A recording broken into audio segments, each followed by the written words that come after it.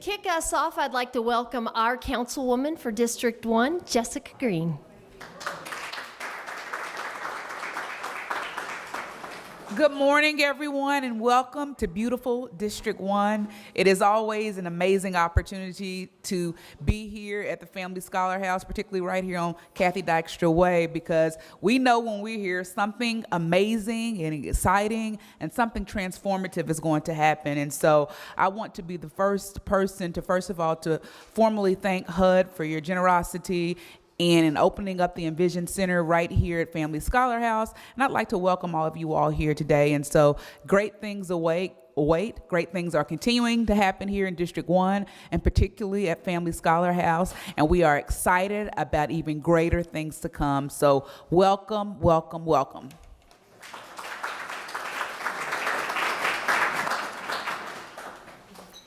Thank you, Councilwoman Green. And now, I would like to welcome our mayor, Greg Fischer, to speak.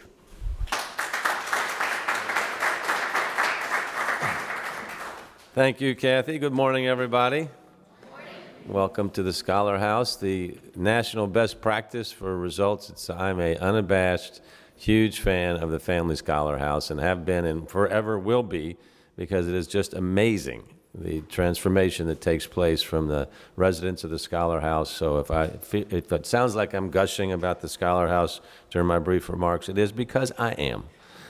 Because these guys live our city values: lifelong learning, health, compassion. It all comes true at this Family Scholar House. Nobody works harder. Nobody has a chief executive that works harder for that mission than the Family Scholar House.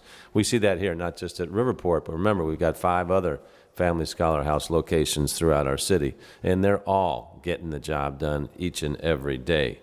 I think the Scholar House, what they do in taking hardworking, ambitious parents that maybe, for whatever reason, things didn't work like exactly a plan is supposed to work, which, by the way, happens with about 99% of people. But then to find a Scholar House, to find a place that can help them reach their dreams, not just for themselves, but for their kids also. I mean, that's what it's all about. But it takes a great plan, great funders, great teamwork, great staff to pull all this together, and it's happening right here. Now, Family Scholar House works with Metro government and our housing authority. Kudos to Lisa Osanko over here. Thank you, Lisa, for the good work that you do each and every day. Let's hear it for our housing authority. So the basic mission, as we know, is to help single parent families, and foster system alumni get the resources and support that they need for a path to education and a career for themselves and their families. Now, what's so powerful as well is the multi-generational change that you see here. When you see the mom, it's usually moms, but some dads as well, but then you see their kids active, learning, coming together, thinking that going and finishing school, getting a degree is what's normal and what's expected. It is powerful. This is not just moms and dads, it's their kids as well. And this is how we change lives. And we change lives, obviously, for the better. And when you see the pep in the step, when you go to a graduation of a Family Scholar House, and you see the graduates, basically they believe they can do anything. And they believe that because of the path that they have taken to get to that graduation. And knowing many of these graduates, the bottom line is they can do anything. And when I meet them later and they say, I finished law school, I'm in medical school. I said, well, tell me about your son. Oh, he's doing great. He's doing this. I mean, it's just, you don't run into many organizations like this, is why it's so exciting to be part of the Scholar House. So they've been a huge partner for our city. And we have another huge partner here, and that is HUD. Mike Browder, welcome back to town. It's always good to see you here in Louisville. But HUD has been an incredible partner of ours over the years. Right now, we're seeing a historic revitalization in West Louisville. We're seeing a renaissance around our whole city. But West Louisville has been depopulated and deinvested for almost 80 years since the flood in 1937, which is pretty sad. But that all changed several years ago. So we got about $1 billion of investment taking place in West Louisville. We're seeing a historic revitalization at several different places in West Louisville, but one critical event that really helped kick off the revitalization of the West End was the $29.5 million Choice Neighborhood Grant from HUD for the Beecher Terrace project, which is now fully underway. So a big move by HUD helped accelerate this momentum that we see in the West End. We've also worked with HUD and other partners on a few other really critical initiatives. We are one of the first cities in the country to end homelessness amongst veterans through the Mayor's Challenge to End Veteran Homelessness, through the VASH housing vouchers from HUD. HUD's been a partner as we work to address our homeless crisis in general. We've been awarded a $3.45 million grant to help us fight homelessness amongst our youth through the Coalition for the Homeless.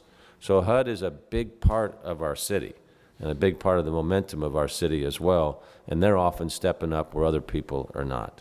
So I want to thank everybody from HUD for supporting our work to bring fair and affordable housing to more people here in our great city.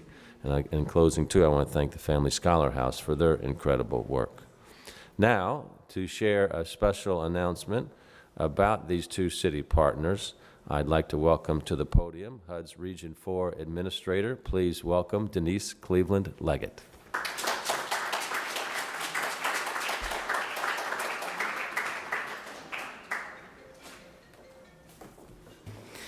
Thank you, Mr. Mayor. Good morning, everyone. It is such an honor to be here in Louisville. I look back, and one of the first places that I came when I was appointed by the Secretary and the President as Regional Administrator was to Louisville, Kentucky.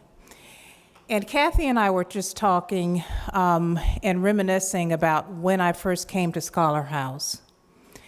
And when I walked in the door of Scholar House, it was an amazing experience. I saw the children who were being served. I saw the residents. I saw and talked with Kathy about the programs that were happening, and it was absolutely amazing. My region is Region 4. It's the largest of the 10 HUD regions. It's the entire Southeast, plus Puerto Rico and the Virgin Islands. And so I travel a lot. I'm on a plane probably every week. Not probably, but yes, absolutely every week. But it's always good to come to a place where there are people who are dedicated and committed to doing the right thing. I've seen good leadership and I've seen bad. I know the difference. And so here you've got incredible leadership with Kathy, with the Housing Authority. We thank you for what you're doing with the Housing Authority and being good stewards of what we're providing through Choice and other HUD funding. But that is what it takes, leadership. It's not just when you have an idea is just an idea, but if you don't have someone to take it to fruition, it's just an idea. And so great leadership here has taken with Kathy and her team, her whole team, and what they've done here has been an amazement. The 4 pillars for our EnVision centers are economic empowerment, educational advancement, health and wellness, and character and leadership. These are all the things that are being provided here at Scholar House. And because of this leadership and because of what is being done here, we are announcing today that Scholar House will be named as an EnVision Center for HUD.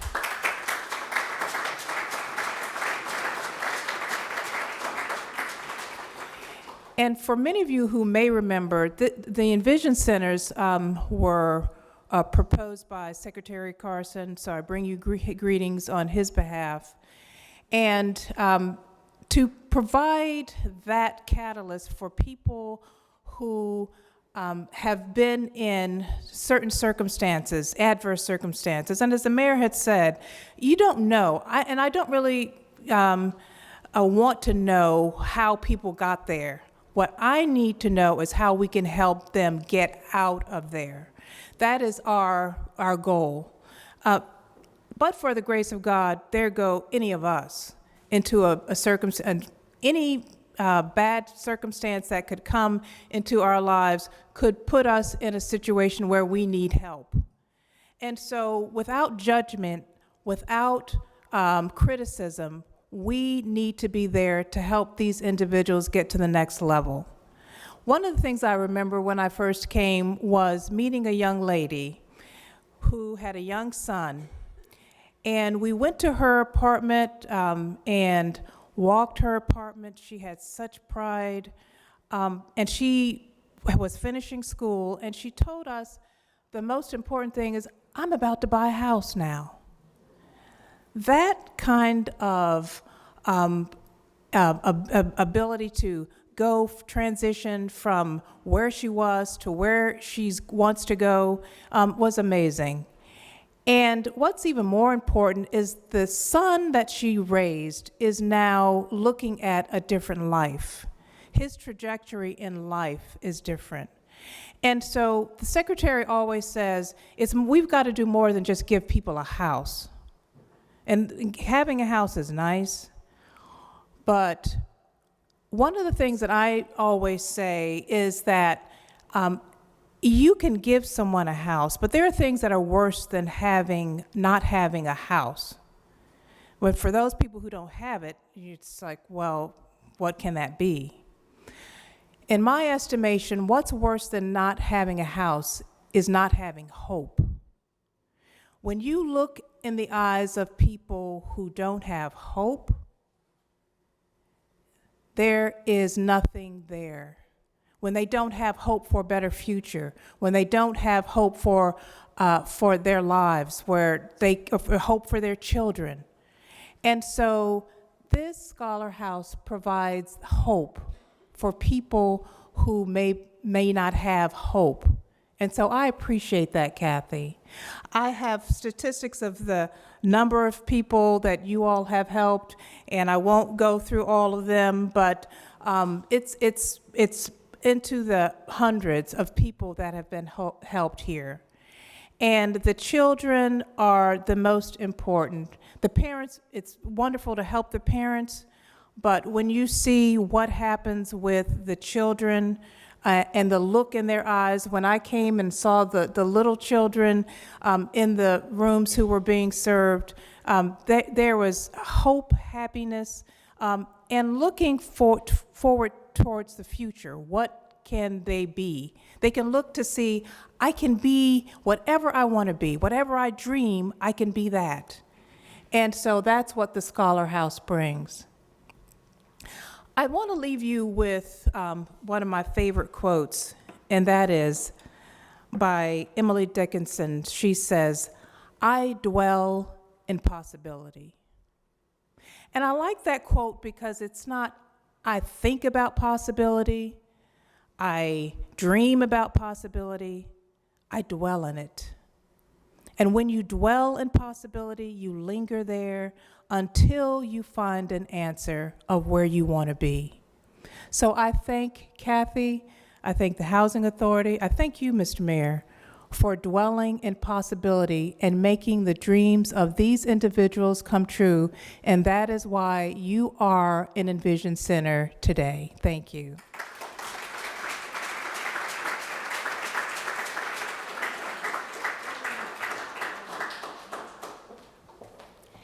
Thank you so much, Denise, for your kind remarks and for all that you've done to help us get to this big day. Good morning again, everyone. This is indeed a special day for us. I want to thank Councilwoman Green for her enthusiasm for Family Scholar House, and note that she is the only Metro Council person with 2 of our Family Scholar House campuses in her district. As someone who understands the importance and challenges of foster care, Councilwoman Green was influential in helping us add housing for young adults formerly in foster care. We have welcomed this special population of foster alumni into our Family Scholar House family and already had 3 graduate from post-secondary programs.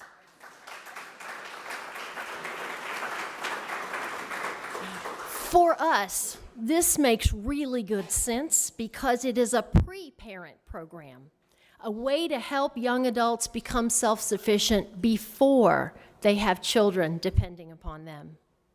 I also want to thank our mayor for over 10 years of support, encouragement, and advocacy. Mayor Fischer has seen us grow our local footprint, expand our services, and reach out to other communities interested in replicating our program model, and he has consistently cheered us on, promoting the economic benefits of our work and celebrating our graduates, not only for their accomplishments in education and entry into careers, but also for being devoted parents and engaged citizens. We continue to benefit from all the ways that Mayor Fischer champions Family Scholar House and our participants.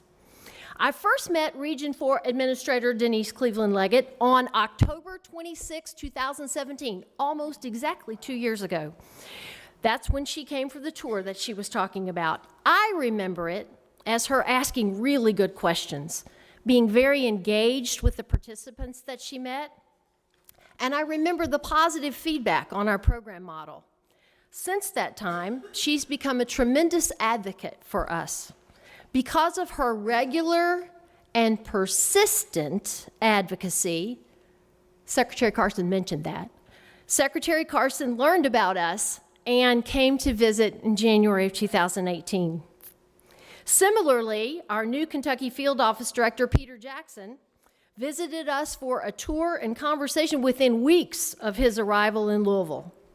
You see, advocacy like that matters.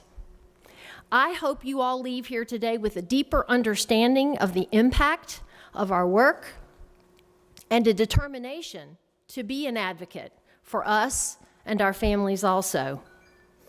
Today is, again, a very big day, and we're honored to be recognized for the work we do, but we do not do this work alone.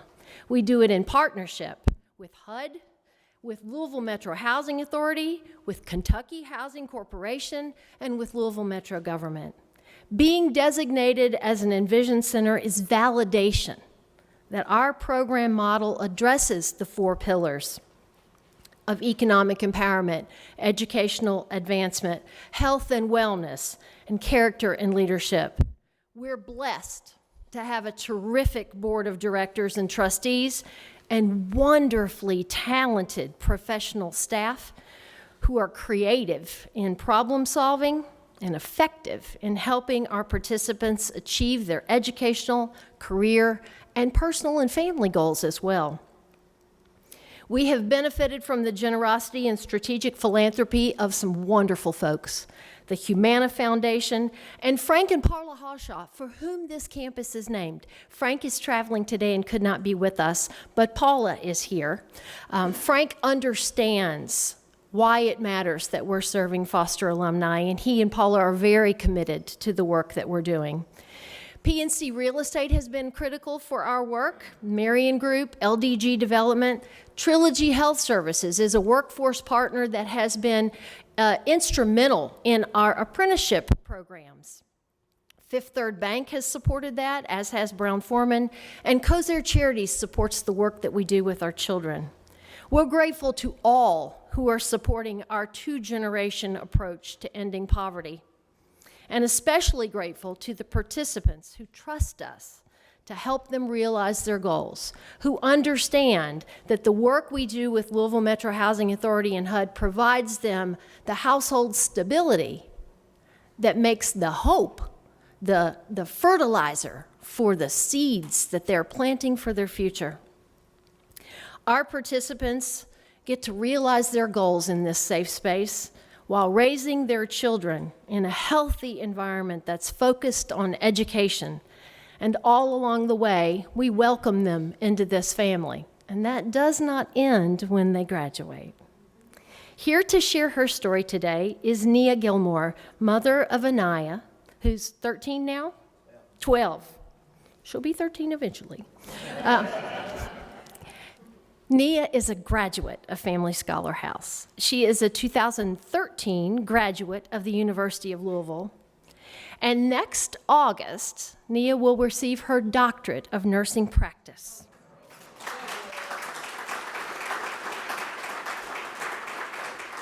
Most importantly, Nia and Anaya will always be part of this Family Scholar House family. Following Nia, Kate Brackett, our Vice President of Programs and Services, will come forward to tell you about tours and other opportunities to participate after the public remarks. Thank you. Nia.